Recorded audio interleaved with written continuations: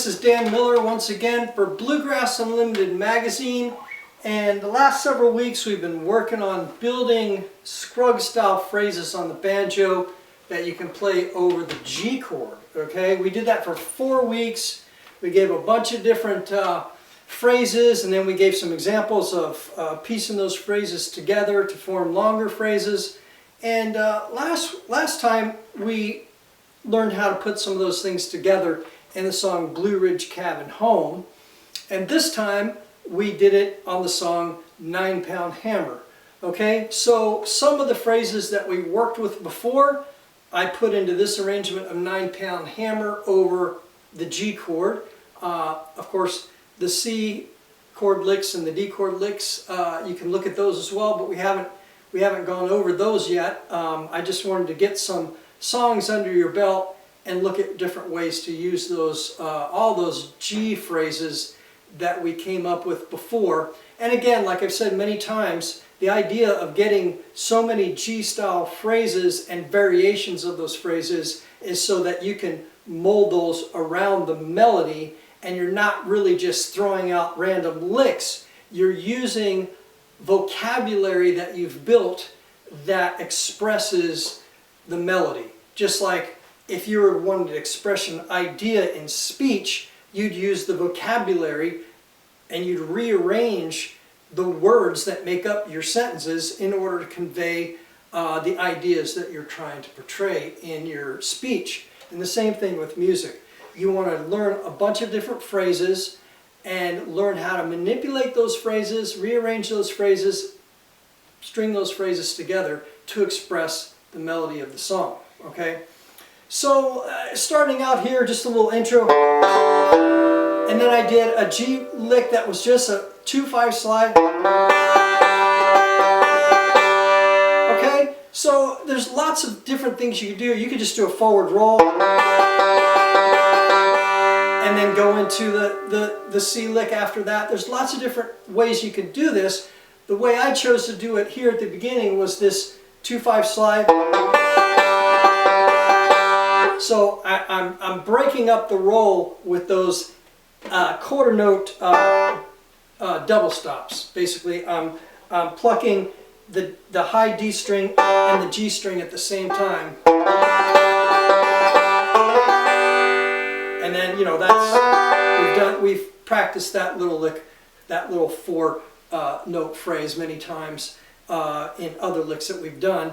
And then I go into the C lick, and you can look at the C lick. We haven't talked about C phrases yet, so don't worry about that. Then the next time the G comes around, I do a similar thing. Okay, it's a shorter measure, but I'm still doing that 2/5 slide. Okay, sort of changing the lick a little bit at the end there. I'm not just doing a forward roll. I'm modifying it slightly. Now the next time I do that through, I do just do a forward roll like that. So the difference between this one and the other one, very slight difference, but there is a difference, okay? And the same thing I did with the D lick. You'll notice the first D lick and the second D lick are similar but slightly different. You just look at that on your tablature, and if you're watching this on YouTube and not going through the bluegrassunlimited.com website, you can go to bluegrassunlimited.com, look at the lessons page for this lesson, and there'll be a link to a PDF of the tablature. So you can check that out and see what I'm doing there on paper, okay? So the other thing that we do here is the long phrase that we learned as part of our phrases in, I think, lesson 4 of the Scruggs style phrase, part 4. We did this, and then go into the C again. That phrase we studied last time, or 2 times ago when we did Scruggs style phrases part 4. So you should be familiar with that. And then the lick I do at the end.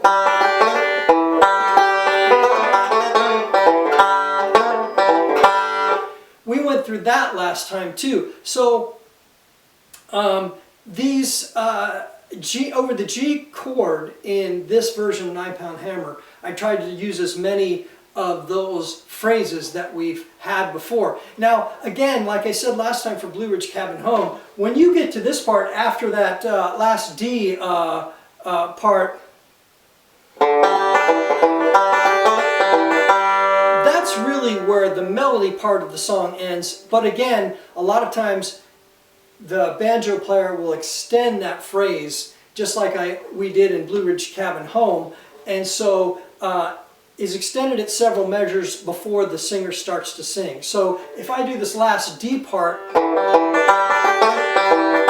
that's sort of where the melody ends, but I'm going to add this. I'm going to add that into the end. Now, if you look at that ending phrase we did to Blue Ridge Cabin Home, that's modularly replaceable with this one. You could use this one on Blue Ridge Cabin Home at the end. You could use the one from Blue Ridge Cabin Home on this song at the end, because like I said before, once you hit that, the melody's done, and so you could put in lots of different things. You could throw in lots of different G phrases together just to make a cool ending. So the last phrase that we used in Blue Ridge Cabin Home and the last phrase we used here in 9-Pound Hammer, you can interchange those on any song, because again, the melody's kind of done and we're just kind of running out a little bit of space and time before the singer starts singing the first verse of the song if we did a kickoff like that.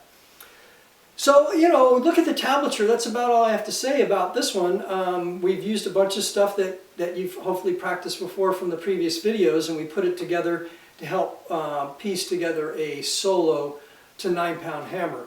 Now again, we got different C licks, and you'll notice in that C, I threw that B flat note in there to give it kind of a bluesy feel. Again, adding that in over the C chord kind of gives it a C7 tonality. And just kind of gives it a bluesy feel, and that 9-Pound Hammer lends itself very well to blues style notes in that solo. But we'll go over C licks starting in the next lesson. We'll go over a series of C licks and show how to use that B flat note in with your C chord notes for C licks. So for now, just practice Blue Ridge Cabin Home from last time, 9-Pound Hammer from this time. Take some of those licks that we learned in the first 4 lessons and see if you can